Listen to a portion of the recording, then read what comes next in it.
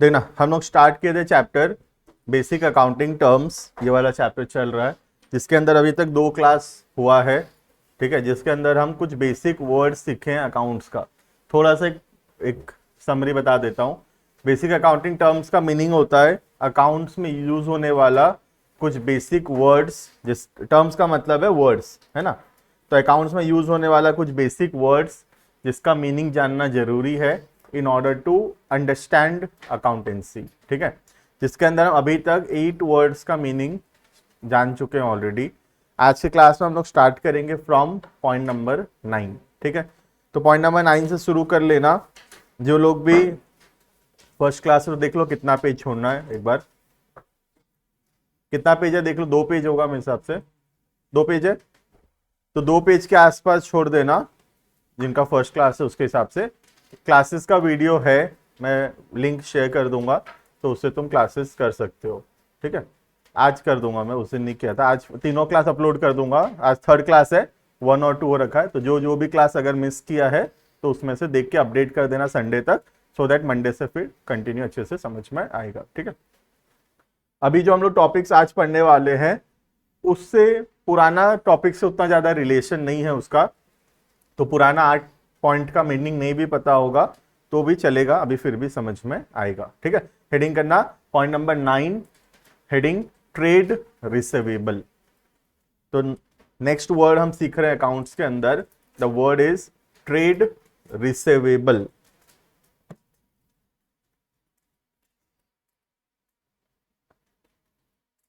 देखना, what do we mean by the word trade receivable. ठीक है, एक एग्जांपल समझते हैं, फिर आगे उसके नोट्स में देखेंगे उसका मीनिंग क्या है।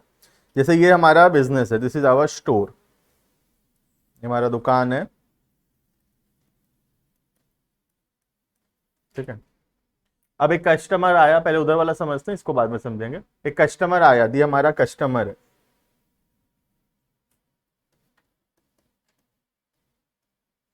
अब हमसे ये सामान खरीदा, तो हम इसको सामान बेचे, लेकिन हम इसको उधारी में सामान बेचे। इसको बोलते थे क्रेडिट सेल्स। सेल्स है ना, बेच रहे ना। तो हम मतलब बिजनेस, हम कस्टमर को सामान बेचे किसमें, क्रेडिट में। तो हम लोग क्या किए, क्रेडिट सेल्स किए। कितने का, लेट से 10,000 रुपीज का। तो 10,000 रुपए का सामान मैं कस्टमर को दे दिया उधारी में। कस्टमर मुझे फ्यूचर में पैसा देगा। ठीक है, तो ये जो कस्टमर है इसको अकाउंट्स में बोलते हैं डेटर्स। कस्टमर जिससे फ्यूचर में पैसा मिलने वाला है, उस कस्टमर को अकाउंट्स के लैंग्वेज में we call it as debtors. DEBTORS ये उसका स्पेलिंग है, लेकिन जब उसका हम प्रोनाउंसिएशन करते हैं तो ये बी वर्ड जो है ये साइलेंट है यहां पे, तो प्रोनाउंस होता है एज डेटर्स, DETORS। लेकिन जब लिखते हैं तो हम लिखते हैं DEBTORS। क्लियर है ये। तो डेटर का मतलब होता है वो व्यक्ति जिसको हम उधारी में सामान बेचे हैं और जिससे हमको फ्यूचर में पैसा मिलेगा। बस समझ में आ गया। तो आयुष था, ये सोच लो, आयुष मेरे दुकान में आया और मुझसे उधारी में सामान खरीदा और मैं उसको उधारी में सामान दे दिया। आयुष बाद में मुझे पैसा देगा। तो अकाउंट्स के लैंग्वेज में मैं आयुष को क्या बोलूंगा, डेटर। ठीक है, अकाउंट्स के लैंग्वेज में आयुष इज माय डेटर्स। तो debtor is the person to whom we have sold goods on credit and amount will be received in future, जिसका पैसा हमको फ्यूचर में मिलेगा। बात समझ में आ गया। ठीक, उसके बाद क्या हुआ, बैठो, उसके बाद क्या हुआ, फिर से मेरे पास एक कस्टमर आया। ठीक है, इस बार अभिनव आया, तो लेट आया भी है ना। तो इस बार अभिनव आया। अब अभिनव मेरे से सामान फिर से उधारी में खरीदा, तो मैं अभिनव को भी बोला ठीक है ले सामान उधारी में ले ले। क्रेडिट सेल्स 5,000 का। ठीक है, 5,000 नहीं, लेट से चलो 30,000 का। 30,000 का सामान मैं बेच दिया हूं उधारी में, किसको? अभिनव को। तो अभिनव भी मेरे लिए क्या है? डेटर है। Abhinav is also my debtor. Debtor का मतलब क्या था? वो व्यक्ति जिससे हमको पैसा लेना है, जिसको हम उधारी में सामान बेचे हैं और जिससे हमको फ्यूचर में पैसा मिलेगा, लेना है। ठीक है, तो अभिनव भी मेरे लिए क्या है? डेटर है। ठीक है, अब मैं अभिनव को बोला नहीं नहीं नहीं नहीं, मुझे तुम पे थोड़ा भरोसा नहीं लग रहा है तुमको देख के कि तुम 30,000 रुपया मुझे वापस करोगे। मुझे आयुष पे भरोसा था, तो मैं आयुष को बोला चल ले जा, जान पहचान का आदमी है, बाद में दे देना पैसा। लेकिन मैं अभिनव को बोला नहीं नहीं नहीं, 30,000 रुपया का उधारी तुमको नहीं दे सकते। तो अभिनव बोला सर फिर क्या करूं बताओ। तो अभिनव को बोला एक काम कर, एक बिल बना, एक पीस ऑफ पेपर बना, उसमें लिख कि मैं सामान उधारी में खरीदा हूं 30,000 का और मैं फ्यूचर में पैसा दूंगा, साइन करके दे। मुझे अभिनव पे कम भरोसा लग रहा है थोड़ा, तो मैं अभिनव से क्या किया? साइन करवाया एक बिल पे। और बिल पे क्या लिखा हुआ है कि अभिनव मेरे से 30,000 का सामान खरीदा है और अभिनव मुझे इस दिन को 30,000 रुपया देगा। कोई भी एक डेट, 2-3 महीना बाद का डेट, जब भी वो देगा वो डेट लिख के देगा कि इस दिन मैं तुमको पैसा दूंगा। तो ये जो बिल है, अब ये बिल मैं अपने पास रख लिया, suppose this is that bill, ये बिल मैं अपने पास रख लिया। अब 2 महीना या 3 महीना, जितना भी समय इसमें लिखा हुआ है, उतना दिन बाद में जाऊंगा अभिनव के पास, अभिनव को ये बिल दिखाऊंगा और अभिनव से पैसा ले आऊंगा। ये जो बिल है इसको अकाउंट्स में बोला जाता है बिल रिसीवेबल। इसको क्या बोला जाता है? Bill receivable. ठीक है, तो ध्यान से समझना, डेटर और बिल रिसीवेबल दो अलग अलग चीज है। डेटर तो वो पर्सन है जिसको हम उधारी में सामान दिए थे, उस पर पूरा भरोसा है अपने को, फ्यूचर में वो उससे हम पैसा लेंगे। जैसे एग्जांपल था मेरे एग्जांपल में आयुष, तो आयुष मेरे लिए डेटर होगा। ठीक है, नेक्स्ट हो गया अभिनव। अभिनव को मैं सामान तो बेचा हूं, एक सेकंड ना, हेलो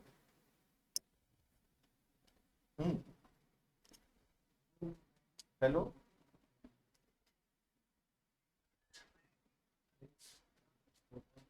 आगे वाली सबसे पहले वाली।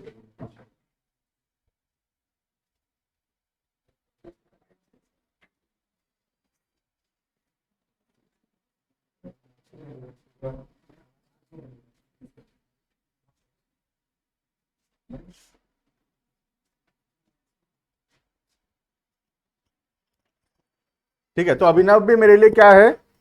डेटर है, क्योंकि अभिनव को मैं सामान बेचा हूं, अभिनव भी मुझे फ्यूचर में पैसा देगा। लेकिन मुझे अभिनव पे भरोसा नहीं है, तो मैं अभिनव से क्या किया? एक बिल, एक पीस ऑफ पेपर साइन करवाया जिसमें ये बात लिखा है कि अभिनव मुझसे सामान खरीदा है और अभिनव पैसा देगा।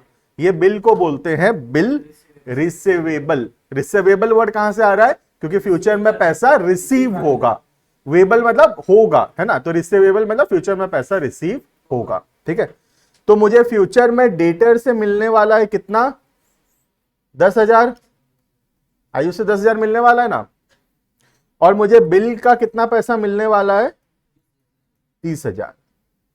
तो टोटल मुझे कितना मिलने वाला है? 40,000। This is called as trade receivable. इसको क्या बोलते हैं? ट्रेड। तो मेरा ट्रेड रिसीवेबल कितना है? 40,000। तो what is trade receivable? Trade receivable is just a sum total of debtors and bill receivable. जब मैं डेटर और बिल रिसीवेबल को प्लस कर दूंगा तो उसको मिला के बोलते हैं ट्रेड रिसीवेबल। बात समझ में आ रहा है? तो यहां पे 3 वर्ड्स आया अकाउंट्स का, एक ट्रेड रिसीवेबल, दूसरा डेटर, तीसरा बिल रिसीवेबल। ठीक है, ट्रेड रिसीवेबल कुछ नहीं है, is a sum total of debtor and bill receivable. ठीक है, मतलब मुझे टोटल कितना मिलने का है जो मैं सामान बेचा उसमें से। तो 40,000 मुझे टोटल मिलने का है, 40 में से 10,000 डेटर से मिलने का है और 30,000 बिल से मिलने का है। तो 10,000 हो गया डेटर्स और 30,000 हो गया bill receivable. I hope clear है ना? तो trade receivable is just a sum total of debtor plus bill receivable. Debtor वो व्यक्ति जिसको हम सामान बेचे हैं, फ्यूचर में पैसा देगा। बिल रिसीवेबल मतलब वो डेटर जिससे हम साइन करवाए हैं कि तू फ्यूचर में पैसा देगा, वो जो पेपर जिसमें वो साइन किया है वो पेपर को बोलते हैं bill receivable. Is it clear? ठीक, तो हम लिखना स्टार्ट करते हैं। What is trade receivable? Heading करना point number 9, trade receivable.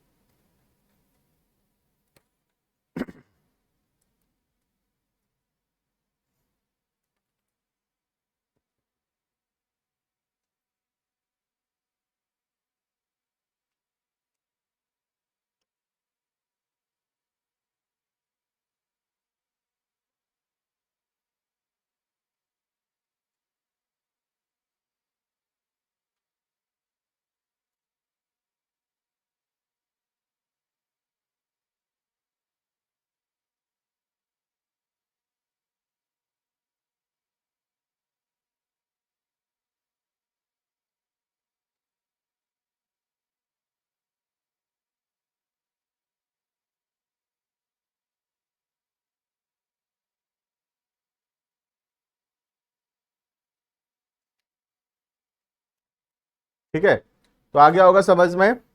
It is the amount receivable from sale of goods और सर्विसेज से, या तो सामान बेचकर या सर्विसेज देकर जो पैसा मुझे मिलने वाला है फ्यूचर में, है ना, मैं गुड्स बेच दिया हूं, सर्विस दे दिया हूं, फ्यूचर में मुझे पैसा मिलने का है, उसको बोलते हैं हम लोग ट्रेड रिसीवेबल। तो trade receivable is just a sum total of two things, that is debtors and bill receivable.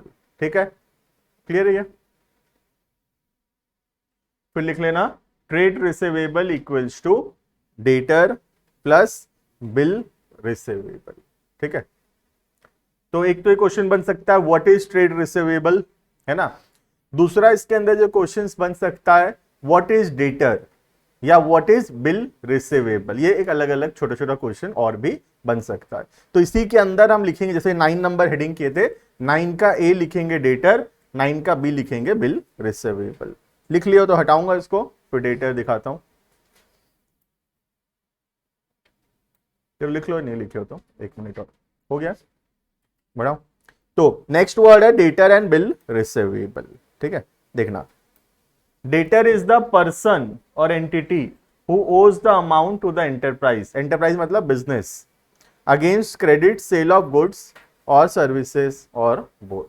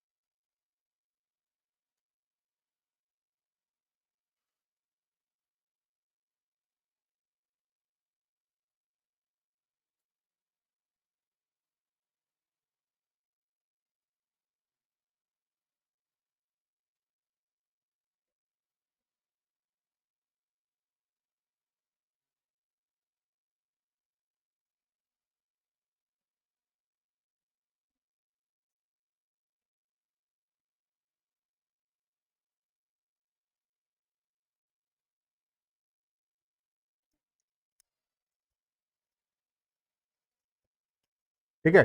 तो डेटर क्या है? Debtor is a person, debtor वो व्यक्ति है या वो बिजनेस है जो हमको फ्यूचर में पैसा देगा। हु ओज अमाउंट, मतलब जो हमारा पैसा लगा है, हमको पैसा देगा। क्यों हमारा पैसा लगा है? क्योंकि हम उसको उधारी में सामान बेचे थे। तो डेटर वो पर्सन या वो बिजनेस है जो हमसे उधारी में सामान खरीदा है और जो हमको फ्यूचर में पैसा देगा। वो पर्सन या वो बिजनेस को बोलते हैं डेटर्स। क्लियर है? ये याद रखना, प्रोनाउंस नहीं करना, साइलेंट है ये, ठीक है। डेटर्स। नेक्स्ट है बिल रिसीवेबल। बिल रिसीवेबल का मतलब था वो डेटर जो कि एक बिल एक्सेप्ट किया है, एक बिल साइन किया है और वो बिल में लिखा हुआ है कि वो किस दिन पैसा देगा। वो बिल, वो पीस ऑफ, बिल मतलब पीस ऑफ पेपर, वो पीस ऑफ पेपर को हम बोलते हैं बिल रिसीवेबल। तो वही लिखा है, bill receivable means a bill accepted. Accepted मतलब साइंड, साइन किया है, ठीक है। Sign by a debtor the amount of which will be received on a specified date. ठीक है। तो डेटर जो बिल में साइन किया है और एक पर्टिकुलर डेट के दिन हमको पैसा देगा, वो बिल को बोला जाता है बिल रिसीवेबल। क्लियर है ये? तो इन दोनों को मिला के क्या बोला जाता है? Trade receivable. नहीं भूलोगे, trade receivable, debtor, bill receivable, 3 word आ गया, ठीक है। सिमिलरली और 3 वर्ड अभी नेक्स्ट आने वाला है इसका ऑपोजिट कॉन्सेप्ट पे। जैसे अभी सेल का बात चल रहा था, अभी नेक्स्ट परचेजेस के बारे में हम पढ़ेंगे और उससे रिलेटेड 3 वर्ड्स हम लोग फिर से सीखेंगे, ठीक है। तो हेडिंग करेंगे, ये लिख लियो इतना, हेडिंग करेंगे पॉइंट नंबर 10, ट्रेड पेएबल। उल्टा दिख रहा है, देखो ये वाला कॉन्सेप्ट है ना, देखो इस कॉन्सेप्ट के मुकाबले एक उल्टा कॉन्सेप्ट है। यहां शॉप था, इधर लोग, इधर कस्टमर लोग थे। अब कस्टमर इधर है कोई कोई और शॉप उधर है, तो ऑपोजिट कॉन्सेप्ट है पूरा, इसलिए वैसे बनाया गया है कि ध्यान रहे कि उल्टा कॉन्सेप्ट है ये, ठीक है। कॉन्सेप्ट का नाम है ट्रेड पेएबल, ठीक है। पेएबल वर्ड से क्या लगता है? पैसा देना है हमको, है ना। जैसे ऊपर रिसीवेबल वर्ड था, तो रिसीवेबल वर्ड से पता चलता है कि पैसा रिसीव करना है, वैसे ही पेएबल वर्ड से पता चलता है कि पैसा देना है शायद इसमें, है ना। देखते हैं। तो सपोज ये दुकान है हमारा, ये हमारा बिजनेस है। अब हम क्या किए? उधारी में सामान खरीदे। We have made credit purchase, ठीक है। सपोज मैं, क्या नाम था? देवराज। सपोज मैं देवराज से सामान खरीदता हूं, ठीक है। कितना रुपए का सामान खरीदा? 10,000 का, ठीक है। तो देवराज से मैं 10,000 का सामान उधारी में खरीदा, क्रेडिट मतलब उधारी, है ना। तो देवराज से मैं 10,000 का सामान उधारी में खरीदा। अब फ्यूचर में मैं देवराज को 10,000 रुपए दूंगा, तो मेरे अकाउंट्स के लैंग्वेज में Devraj is called as creditor, ठीक है। कंफ्यूज नहीं होना, डेटर क्रेडिटर। तो टाइम लगता है, कई बार हम मतलब कंफ्यूज हो सकते हैं, डेटर कौन सा था, क्रेडिटर कौन सा था। ध्यान रखना पड़ेगा, डेटर मतलब जिससे पैसा मिलने का है, उसको हम उधारी में सामान बेचे थे, उससे पैसा मिलेगा। और क्रेडिटर क्या है? जिससे हम उधारी में सामान खरीदे हैं और हम फ्यूचर में पैसा देंगे। समझ में आया? तो देवराज जो है मेरे बिजनेस के लैंग्वेज में I will call Devraj as creditor, हम उसको क्रेडिटर बोलेंगे, ठीक है। समझ में आ गया? What is the creditor? Creditor is the person from whom we have purchased goods on credit, the amount is payable in future, पैसा देना है फ्यूचर में, ठीक है। अब फिर से नेक्स्ट कॉन्सेप्ट। अब मैं एक और उधारी में सामान खरीदने गया, सपोज मैं प्रिंस से सामान खरीदने गया इस बार, ठीक है। तो प्रिंस मुझे सामान बेच दिया क्रेडिट में, रेट से 50,000 का। कॉल उठाओगे? क्रेडिट में सामान प्रिंस से मैं खरीद लिया 50,000 का, ठीक है। अब फ्यूचर में मैं प्रिंस को पैसा दूंगा कि नहीं? दूंगा पैसा, 50,000 रुपया। तो प्रिंस मेरे अकाउंट्स के लैंग्वेज में प्रिंस क्या है? क्रेडिटर है। जब मैं दुकान से निकलने लग गया, प्रिंस मुझे रोक लिया, प्लस सर कहाँ जा रहे हो 50-50 हजार का सामान लेके, क्या प्रूफ है आप आओगे वापस और सामान का पैसा दोगे बोल के। मैं बोला दे दूंगा, भरोसा रखो। तो प्रिंस बोला नहीं सर भरोसा नहीं है, कुछ प्रूफ चाहिए रहेगा कि पैसा दोगे बोल के। ठीक है, स्टूडेंट टीचर रिलेशन अलग बात है, लेकिन पैसा का बात है तो कुछ प्रूफ चाहिए। मैं बोला ठीक है, लाओ एक पीस ऑफ पेपर, मैं उसमें लिख कर देता हूं कि मैं इस दिन तुमसे सामान खरीदा हूं 50,000 का और मैं इस दिन तुमको पैसा वापस करूंगा। तो ये जो बिल जिसमें हम लिख के दिए हैं कि हम फ्यूचर में पैसा वापस करेंगे, ये बिल को बोलते हैं बिल पेबल। बात समझ में आ रहा है। एंड ये कितना रुपए का था 50,000। तो मेरे बिजनेस के अंदर क्रेडिटर हो गया देवराज, कितने का 10,000 का, मुझे देवराज को 10,000 रुपया देना है। और दूसरा प्रिंस से मैं सामान खरीदा था, बिल साइन करवाया था प्रिंस मुझसे, और वो बिल के बदले मुझे 50,000 रुपया और देना है।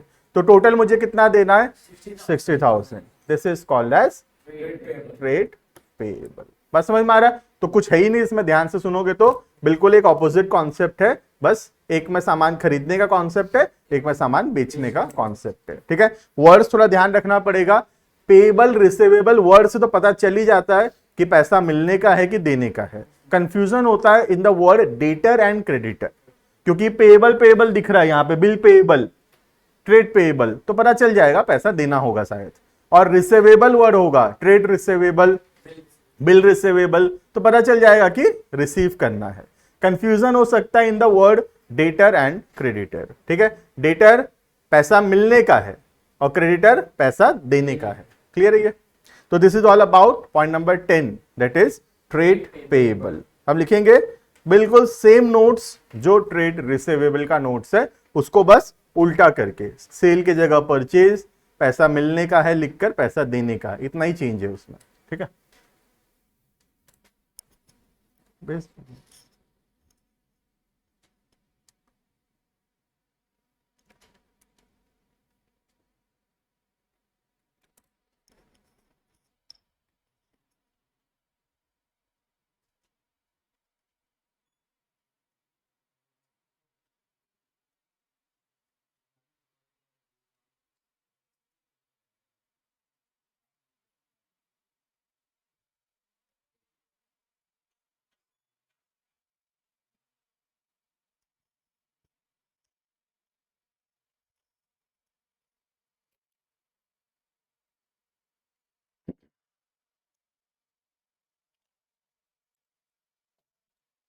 तो क्या लिखा है देखना, it is the amount payable.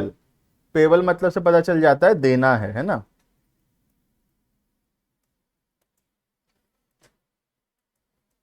पैसा देना है फॉर परचेज ऑफ गुड्स और सर्विसेज और बोथ। क्यों देना है, क्योंकि सामान खरीदे हो उधारी में तो पैसा दोगे। Trade payable is the some total of creditors and bills payable, तो दोनों को मिला के बोलते हैं ट्रेड पेएबल। ठीक है, तो देखोगे बहुत इजी कॉन्सेप्ट चल रहा है एकदम, है ना। रिसीवेबल का एकदम उल्टा कॉन्सेप्ट है पेएबल। ठीक है, फिर लिखा है trade payable equals to creditors plus bills payable. ठीक है, क्रेडिटर वो पर्सन हुआ या वो बिजनेस हुआ, और बिल पेएबल वो बिल हुआ जो हम साइन किए थे। ठीक है, दोनों में ही पैसा देना है, चाहे क्रेडिटर हो चाहे बिल्स पेएबल हो, पैसा दोनों में देना है। ठीक है, बस थोड़ा फर्क है, क्रेडिटर जो हम पे भरोसा किया है, कोई साइन वाइन नहीं करवाया है, और बिल्स में हम लोग साइन वाइन करके आए हैं कि फ्यूचर में पैसा देंगे बोल के। ठीक है,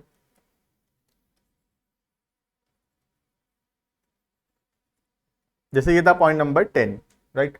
तो अब 10 के अंदर 10 का ए और 10 का बी।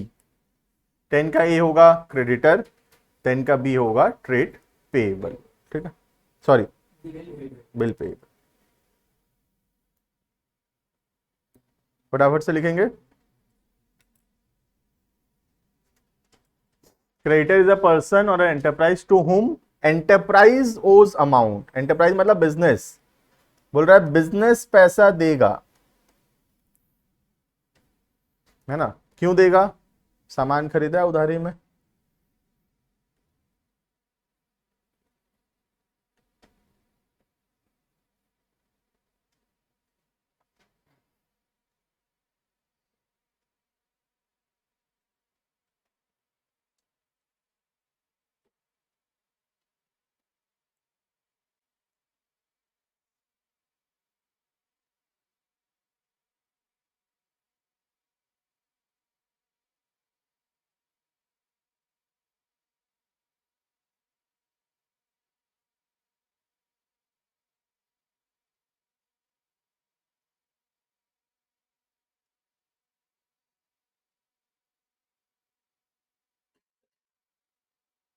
अगर ध्यान से सुनते रहना, लास्ट में पूछूंगा क्लास के एंड में क्या क्या समझे हो।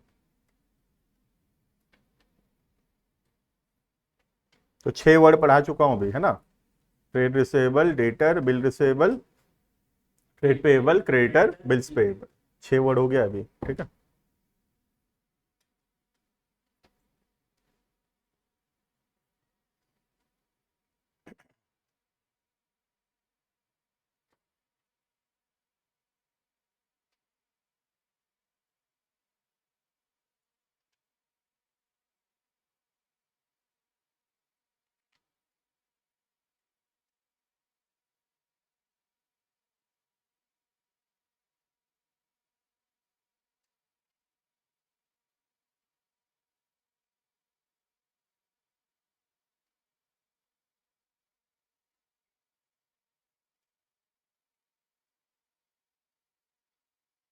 ठीक है ये। तो ट्रेड रिसेवेबल, ट्रेड पेएबल बिल्कुल सेम चीज है, सिर्फ ऑपोजिट लैंग्वेज के अंदर, ठीक है। आगे बढ़ेंगे हम लोग। अब पढ़ेंगे हम लोग पॉइंट नंबर 11, ठीक है। लिख लिया सब कोई? Point number 11, bad debts. लिखना, बैड डेट्स।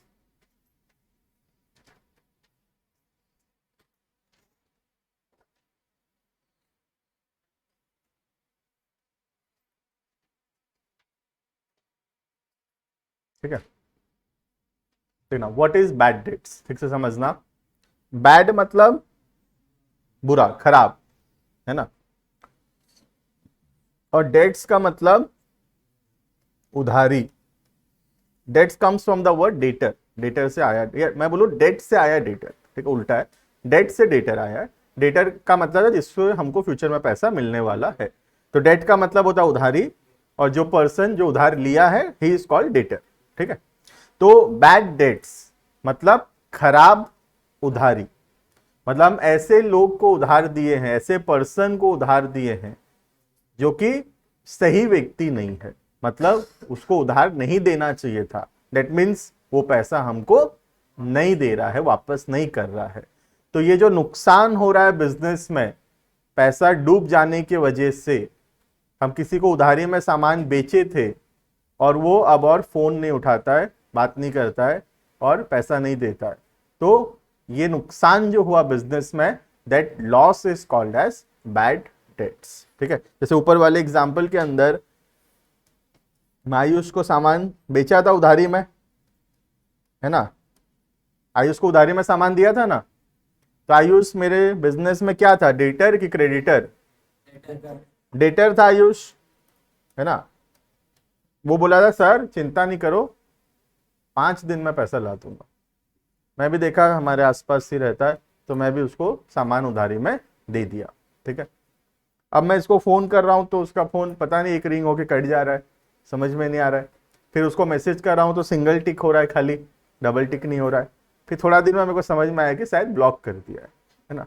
फिर मैं उसके दुकान गया, दुकान में आयुष है नहीं, पापा बोले नहीं वो तो नहीं है, बाद में आएगा। तो ऐसे कर करके अब एक दिन आयुष मुझे मिल ही गया रास्ते में। मैं उसको पूछ ही लिया, बता पैसा क्यों नहीं दे रहा? आयुष बोला सर अभी तो नहीं है पैसा, देखते हैं देंगे सर। फिर थोड़ा दिन ऐसे किया और लास्ट में एक दिन मुझे बोल दिया कि सर 12th तो खत्म हो गया, अब मैं और तुम आपको पैसा नहीं दूंगा। तो अब बताओ क्या मैं आयुष से कुछ कर पाऊंगा? नहीं कर पाऊंगा, है ना। तो हाँ, वो लीगल एक्शन अलग बात है, वो केस वेस करेंगे, उसको छोड़ देते हैं एक बार, ठीक है। तो मैं आयुष को बोला पैसा दे दो, आयुष पैसा नहीं दे रहा। तो ये जो नुकसान हो रहा है मुझे, नुकसान हो रहा है कि नहीं मुझे, ये जो लॉस हो रहा है बिजनेस में, डेटर या बिल रिसीवेबल का पैसा ना मिलने के वजह से, ये नुकसान को बोलते हैं बैड डेट्स, खराब उधारी। ऐसे व्यक्ति को उधारी दे दिए जो कि उधारी नहीं देना चाहिए था और पैसा डूब गया है। ये नुकसान जो हुआ बिजनेस में, this loss is called as bad debts. Clear है what is bad debt? Bad debt means the loss due to the amount which is not recovered from the trade receivable.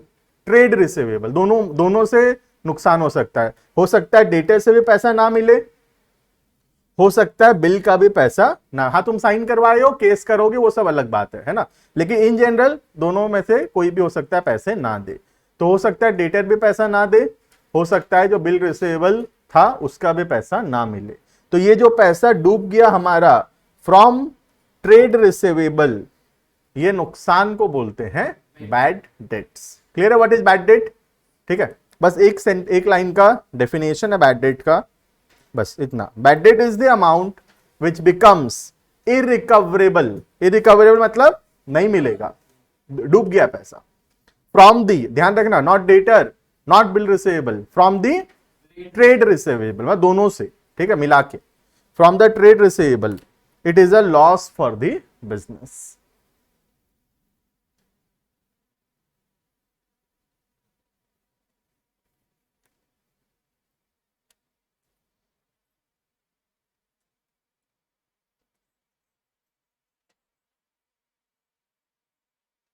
Photo में सोच रहा है देना है कि नहीं देना है, जो नहीं दिया है ना। क्लियर है ये बैड डेट्स? तो bad debt is a concept which is related to trade receivable, है ना, ट्रेड रिसीवेबल से रिलेटेड कॉन्सेप्ट है। ट्रेड रिसीवेबल का पैसा ना मिलना इज बैड डेट। ठीक, अब बिफोर वी प्रोसीड फर्दर, हमको एक चीज जो है अकाउंट्स के बारे में समझना जरूरी है, उसके बाद ही हम जाके पॉइंट नंबर 12 पढ़ सकते हैं। ये लिख लियो,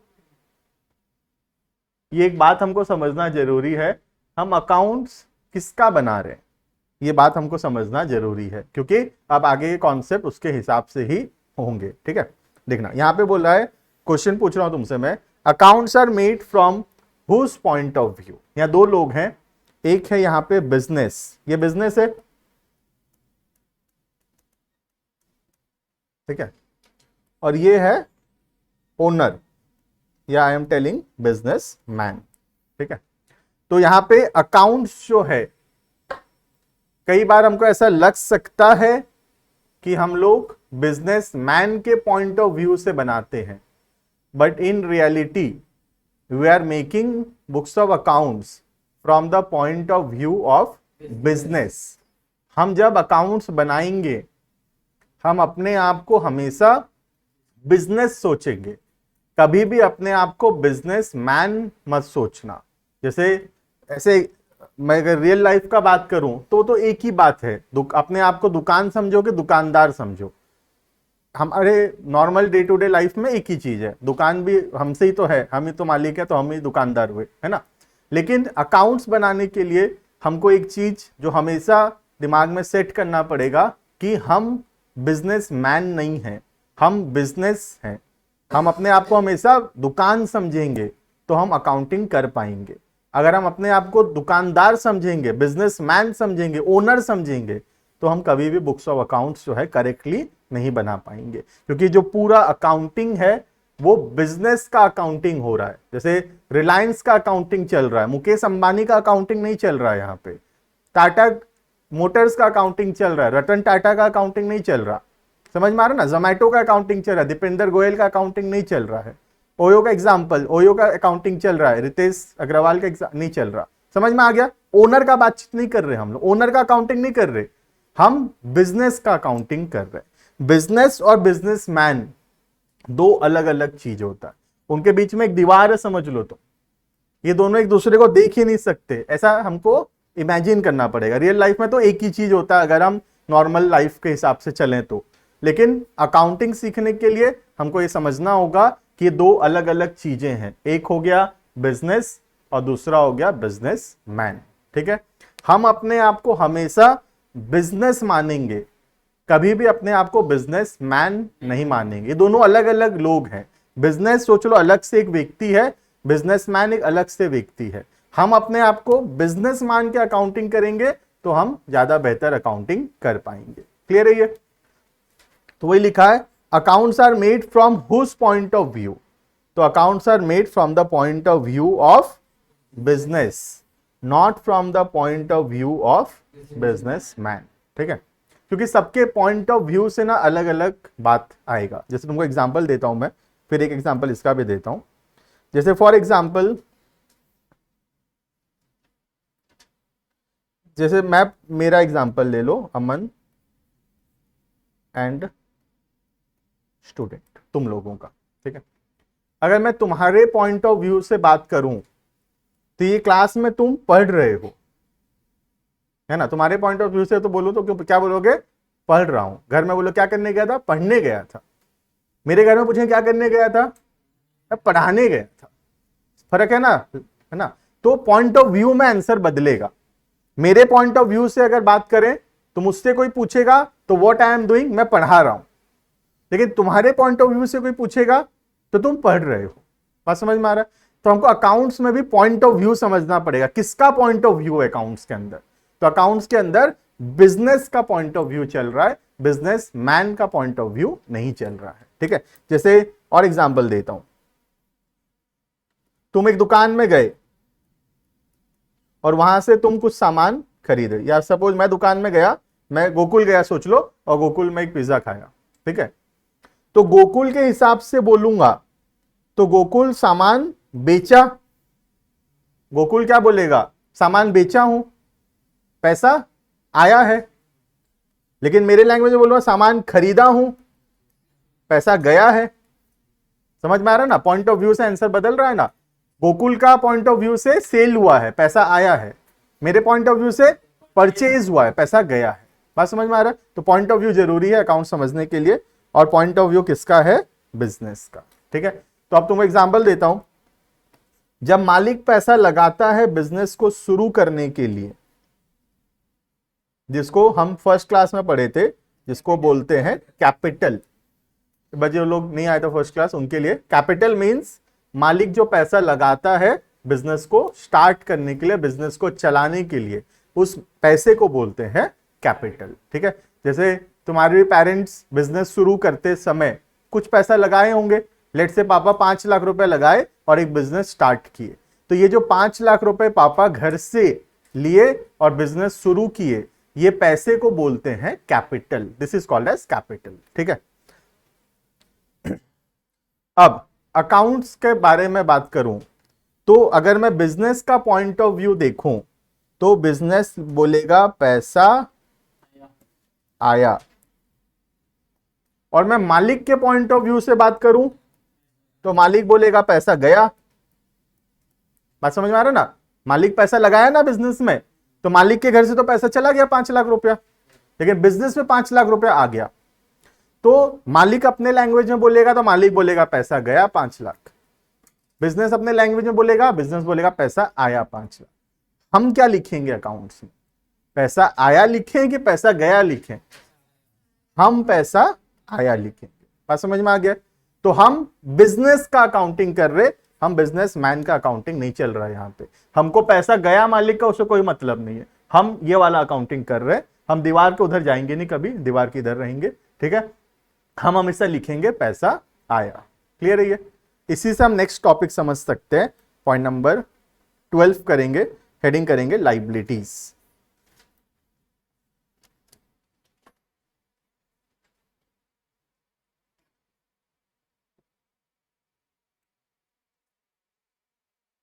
point number 12, heading liabilities, LIABILITIES।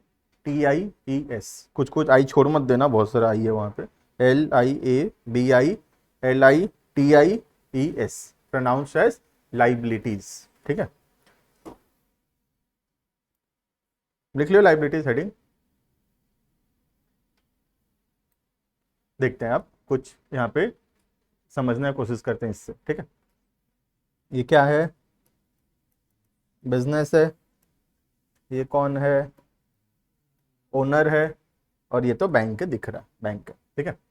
अब मालिक बिजनेस में पैसा लगाया, ठीक है। मालिक पैसा लगाया बिजनेस में, कैपिटल। कितना रुपए लगाया, 5 लाख, ठीक है। तो मालिक के हिसाब से बोलूं तो पैसा गया, और इसके हिसाब से बोलूं तो पैसा आया, ठीक है। हम लिखेंगे पैसा आया, ठीक है। तो बिजनेस में 5 लाख रुपए मालिक दिया है, ठीक है। अब बिजनेस में और पैसे का जरूरत पड़ा, और 10 लाख रुपए हमको चाहिए। तो हम क्या करें, हम चले गए बैंक, ठीक है। और हम बैंक से क्या किए, एक लोन ले आए। बैंक लोन कितने रुपए का ले आए? 10 लाख रुपए का। फिर से बोलूंगा, बिजनेस में तो पैसा आया, बैंक के हिसाब से सोचू तो पैसा गया, बैंक से पैसा गया, बिजनेस के हिसाब से सोचू तो पैसा आया। हम बिजनेस चला रहे हैं, बिजनेस के बारे में बात करेंगे, ठीक है। तो बिजनेस के हिसाब से पैसा आया, तो हम लिख दिए 5 लाख मालिक से आया और 10 लाख रुपया जो है वो बैंक से आया, ठीक है। अब तुम मुझे बताओ, बैंक से जो 10 लाख रुपया लिए हो वो पैसा वापस करेंगे कि नहीं करेंगे, कि विजय माल्या बन जाएंगे? वापस करेंगे। तो ये 10 लाख रुपया जो हम बैंक से लिए हैं, ये हमारे सर पे एक बोझ है, ये हमारे ऊपर एक ऑब्लिगेशन है, हमारे ऊपर एक जिम्मेदारी है कि हम ये 10 लाख रुपया जो है फ्यूचर में वापस करेंगे। तो लाइबिलिटीज का मतलब होता है ऑब्लिगेशंस, जिसके अगेंस्ट हमको फ्यूचर में पैसा देना है।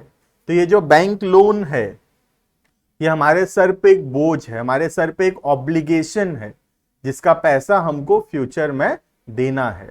तो इसको हम बोलते हैं लाइबिलिटीज।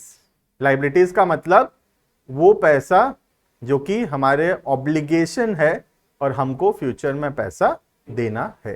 बात समझ में आ रहा है? तो बैंक को हम फ्यूचर में पैसा देंगे। तो ये जो बैंक लोन है, ये हमारे लिए क्या है? लाइबिलिटी है, लाइबिलिटीज, ठीक है। Bank loan is a liabilities. अब ये जो पैसा हम मालिक से लिए हैं, क्योंकि हम ऊपर समझे अभी अभी बिजनेस और बिजनेसमैन दो अलग अलग चीजें होती है। हम अपने आप को क्या मान के चले? बिजनेस।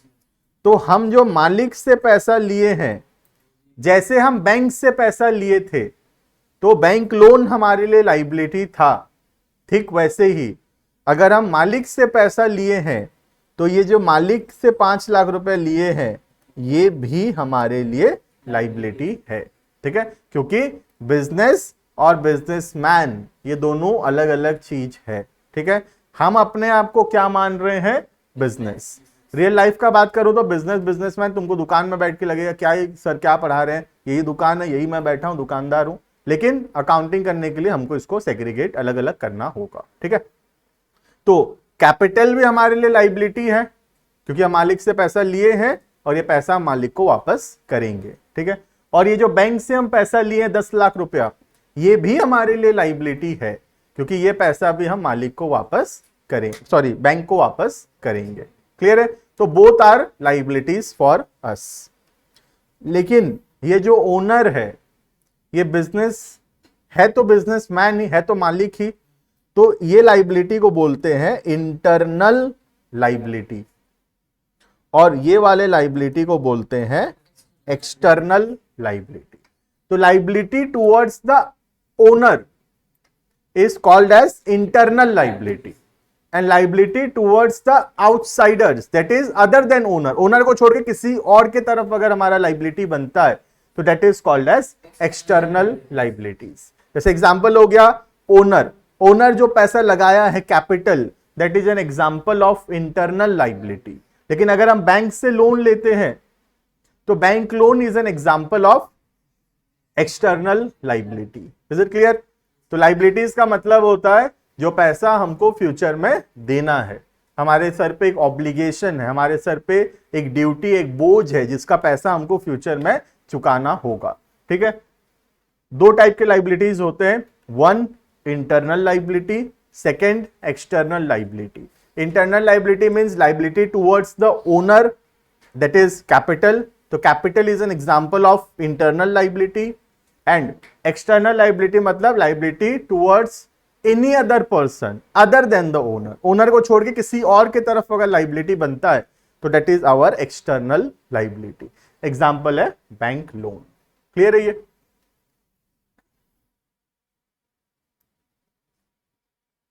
लिखो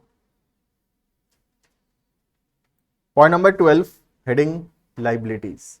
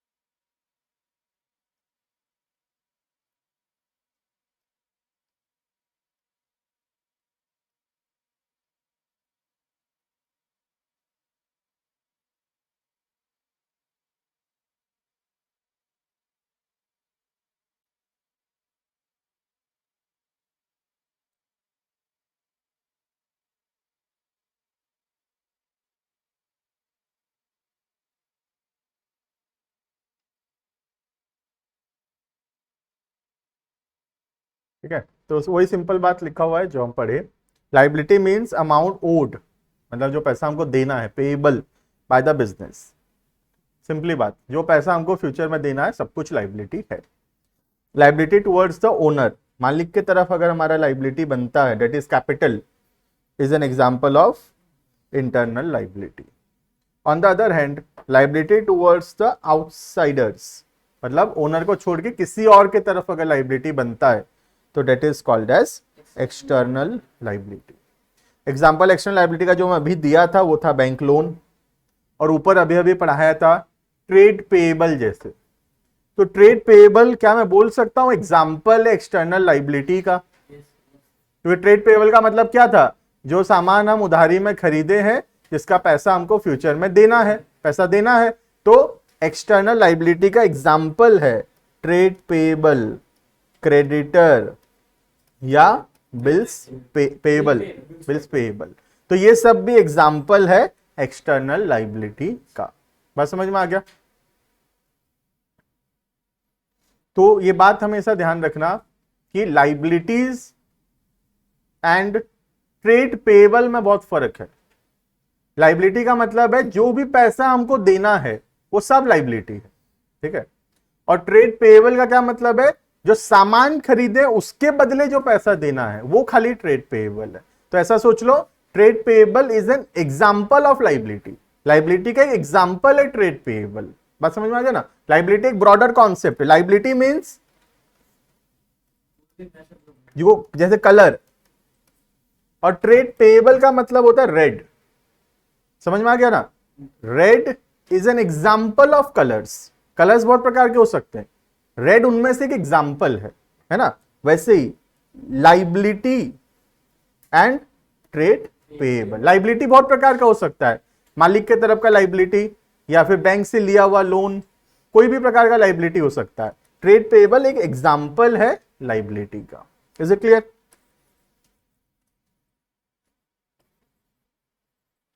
ठीक, तो लाइबिलिटीज का मतलब सिंपल है, जो पैसा अपने को फ्यूचर में चुकाना है, देना है, पेएबल है, वो सबको हम लाइबिलिटीज बोलेंगे। लाइबिलिटी अगर मालिक के तरफ है, liability towards the owner, then that is internal liability, and liability towards the outsider is an example of external liabilities. Clear है? ये एग्जांपल हो गया क्रेडिटर या बैंक लोन। अब एक्सटर्नल लाइबिलिटी फर्दर दो पार्ट में क्लासिफाई हो सकता है, जो कि हम आने वाली क्लासेस में देखेंगे। ठीक है, अभी कॉपी बंद करेंगे, जो जो हम पढ़े एक बार रिवाइज करेंगे और फिर क्वेश्चन पूछेंगे।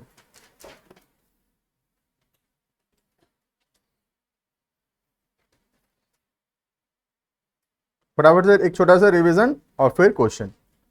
हम शुरू किए थे टॉपिक आज का ट्रेड पेएबल से, ठीक है, रिसीवेबल से, है ना? तो ट्रेड रिसीवेबल का मतलब होता है जो हम उधारी में सामान बेचे हैं या कोई सर्विस दिए हैं उधारी में, जिसका पैसा अपने को फ्यूचर में मिलेगा। ठीक है, अब दो होता है ट्रेड रिसीवेबल के अंदर, एक होता है डेटर और दूसरा बिल रिसीवेबल। डेटर वो पर्सन या वो बिजनेस है जिससे हमको फ्यूचर में पैसा मिलने वाला है, और उस डेटर से जो बिल हम साइन करवाए हैं जिसके बदले वो फ्यूचर में पैसा देगा, उस बिल, उस पीस ऑफ पेपर को बोलते हैं बिल रिसीवेबल। क्लियर है? उसका उल्टा कॉन्सेप्ट था बिल्कुल ट्रेड पेएबल का, है ना? ट्रेड पेएबल था कि हम उधारी में सामान खरीदे हैं और हम फ्यूचर में पैसा देंगे। ठीक है, दो तो ट्रेड पेएबल था, एक था क्रेडिटर और दूसरा था बिल्स पेएबल। क्रेडिटर वो पर्सन या वो बिजनेस जिससे हम उधारी में सामान खरीदे हैं और जिसको हम फ्यूचर में पैसा देंगे, उस पर्सन या उस बिजनेस को बोलते हैं क्रेडिटर। ठीक है, और उससे जो पीस ऑफ पेपर हम साइन करके दिए हैं कि हाँ पैसा दे देंगे बोल के, वो पीस ऑफ पेपर को बोलते हैं बिल्स पेएबल। दोनों को मिला के बोलते हैं ट्रेड पेएबल। क्लियर है? उसके बाद आता है एक छोटा सा concept of bad debts. Bad dates का मतलब होता है ट्रेड रिसीवेबल से पैसा ना मिलना, the debts which become irrecoverable from the trade receivable is called as bad debts. नाम से पता चलता है bad debts. It is a loss for the business, business के लिए नुकसान है ये। ठीक है, उसके बाद आता है कॉन्सेप्ट ऑफ अकाउंट्स। अकाउंट्स किसके पॉइंट ऑफ व्यू से चल रहा है, तो यहां पे मैं समझाया कि अकाउंट्स जो है बिजनेस के पॉइंट ऑफ व्यू से चल रहा है, बिजनेस मैन के पॉइंट ऑफ व्यू से नहीं चल रहा है, ठीक है। क्योंकि अगर जिसका पॉइंट ऑफ व्यू उसके हिसाब से आंसर बदल जाता है। जैसे एग्जांपल दिया तुमको कैपिटल का, यहाँ पैसा आया और मालिक से पैसा गया, अकाउंट्स के लैंग्वेज में लेकिन पैसा आया लिखेंगे क्योंकि हम बिजनेस का अकाउंटिंग कर रहे हैं, ठीक है। उसके बाद यहां पे तुमको दो टाइप के लाइबिलिटीज बताया मैं। लाइबिलिटीज का मतलब होता है जो पैसा हमको फ्यूचर में देना है, amount payable in future, that is called as liabilities. अब दो टाइप के लाइबिलिटीज होते हैं, एक हो गया इंटरनल और दूसरा हो गया external. Liability towards the owner is internal, liability towards the outsiders are external. Clear है ये? ठीक, अब हम देखेंगे कि क्या क्या समझे हो तुम, ठीक है।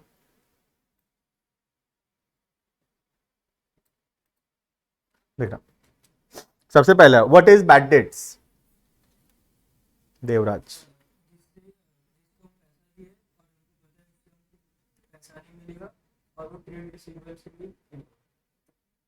ऐसा कुछ है लेकिन एग्जैक्ट नहीं है। बैठो, क्या नाम था तुम्हारा? हाँ, स्वराज। हाँ बताओ स्वराज।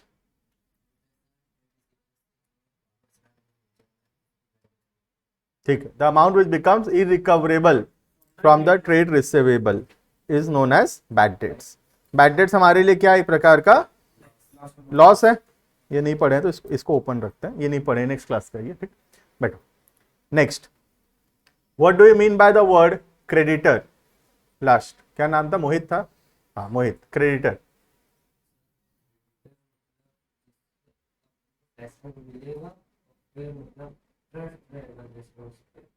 पैसा मिलेगा कि पैसा देंगे? बस फाइनल सोचो तो बताओ। पैसा देंगे। अच्छा बैठो, अभिनव। लेना बाकी, हाँ डेटा क्रेडिटर तो ध्यान रखने का चीज है, बाकी में पता चल जाता है। देखो, ट्रेड पेएबल, ट्रेड रिसीवेबल, नाम से पता चला। रिसीवेबल तो मिलेगा, पेएबल तो देना है। डेटर क्रेडिटर में कंफ्यूजन हो सकता है सिर्फ, ठीक है। तो रिपीट कर दे रहा हूं एक बार, डेटर का मतलब है जिसको हम मतलब जिसको हम उधारी में सामान बेचे हैं और पैसा मिलेगा, वो डेटर है। और जिससे हम उधारी में सामान खरीदे हैं, पैसा देंगे, वो क्रेडिटर है। क्लियर है? ठीक है, तो व्हाट इज क्रेडिटर? जिसको हम पैसा देंगे, ठीक। तो क्रेडिटर मतलब जिसको हम फ्यूचर में पैसा देंगे, ठीक है। What is internal liability, Aditi?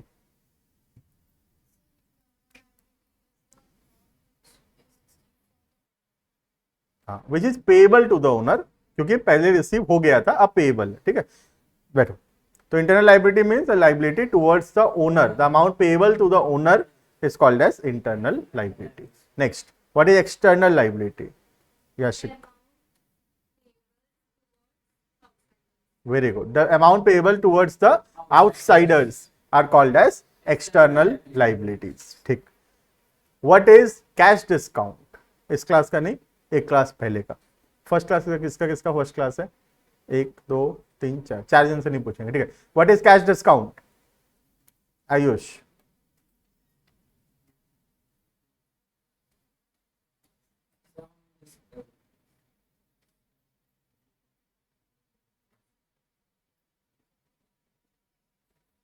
नहीं याद है?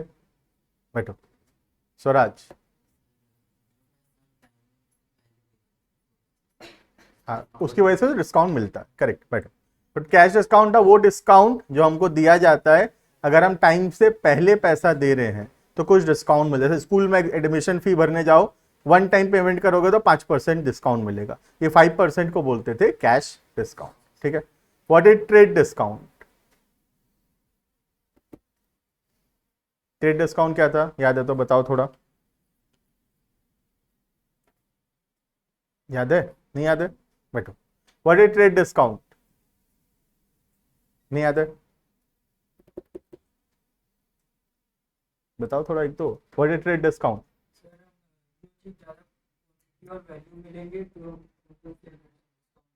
वेरी गुड, बैठो। तो ट्रेड डिस्काउंट का मतलब होता है वो डिस्काउंट जो अपने को मिलेगा जब हम बहुत ज्यादा क्वांटिटी में खरीदेंगे। जिनका फर्स्ट क्लास सुन सकते हैं, इजी है बहुत, समझ में भी आ जाएगा। तो ट्रेड डिस्काउंट का मतलब था जैसे एक पीस खरीदे तो 10 रुपया पड़ेगा, 1000 पीस खरीदेंगे तो 9 रुपए लगेगा या 8 रुपए पड़ेगा, होलसेल प्राइस जो बोलते हैं, ठीक है। तो जब ज्यादा क्वांटिटी का सामान हम खरीदते हैं तब जो डिस्काउंट अपने को मिलता है, that discount is called as trade discount, ठीक। What is capital, Aditi?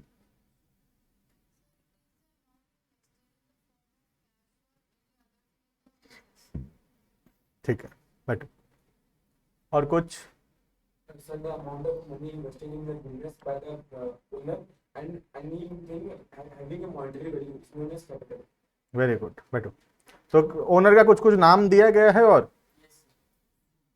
बताओ क्या नाम था? भविष्य, हाँ। ओनर का कुछ कुछ नाम है तो बताओ। और जैसे ओनर को और क्या क्या बोलते हैं अकाउंट्स में? नहीं याद है? बैठो। Proprietor, very good. और भी है, 2 और है, चलो एक याद है तुमको, बैठो। प्रोप्राइटर एक बताओ याशिका। पार्टनर एक तुम बताओ, याद है? नहीं याद? शेयर होल्डर, वेरी गुड, बैठो। तो 3 नाम है ओनर का। एक था ओनर इज अल्सो, मालिक को और भी नाम से बुलाते हैं। Owner is also called as proprietor, owner is also called as partner, owner is also called as shareholder. Capital का 2 और नाम है, Ayush. Owners equity and net worth. Very good, owners equity and net worth, बैठो। तो capital को 2 और नाम से बुलाते हैं। कैपिटल का मतलब है मालिक जो पैसा लगाया बिजनेस में। कैपिटल का 2 और नाम है, एक हो गया नेट वर्थ और एक हो गया ओनर्स इक्विटी। तो कोई अगर तुमसे पूछे ओनर्स इक्विटी क्या है, कोई तुमसे पूछे नेट वर्थ क्या है, या कोई तुमसे पूछे कैपिटल क्या है, तीनों एक ही बात है, ठीक है। नेक्स्ट, और क्या पढ़ेंगे? व्हाट इज ड्राइंग्स, लास्ट, हाँ बताओ।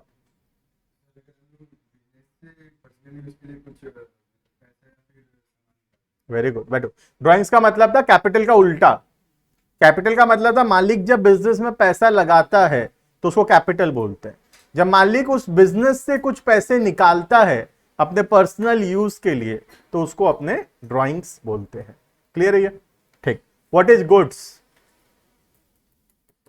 अदिति? गुड्स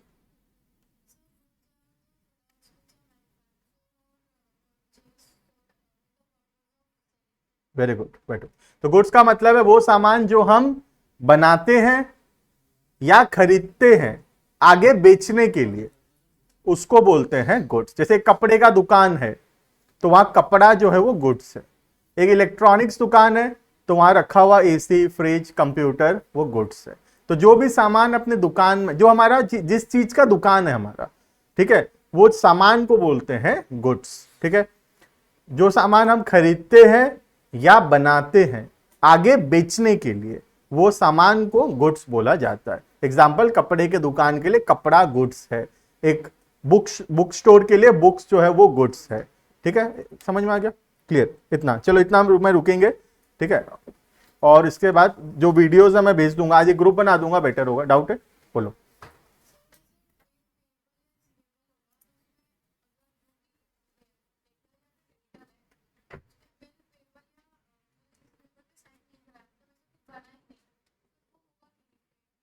नहीं होगा, बैठो बता रहा हूं। तो ट्रेड पेएबल मतलब जो बिल रिसीवेबल या बिल्स पेएबल कोई चीज को बोलने के लिए हम जब एक बिल बनाए हैं और उसमें जब साइन किया है, सामने वाला एग्री किया है कि वो पैसा देगा, तभी वो बिल को हम लोग बिल रिसीवेबल या बिल्स पेएबल बोल सकते हैं। अगर सामने वाला उस पर साइन नहीं किया है तो वो बिल का फिर कोई भी वैल्यू नहीं है, वो सिंपल डेटर या क्रेडिटर रह गया। जैसे मैं अभिनव को सामान बेचा था, अभिनव मेरा डेटर था। अब अगर अभिनव साइन नहीं किया है तो वो बिल वैलिड नहीं है, अभिनव डेटर का डेटर रह गया। लेकिन साइन कर दिया तो अब वो बिल का वैल्यू है, अब वो बिल बन जाएगा बिल रिसीवेबल, ठीक है। बैठो बैठो 2 मिनट, अटेंडेंस है।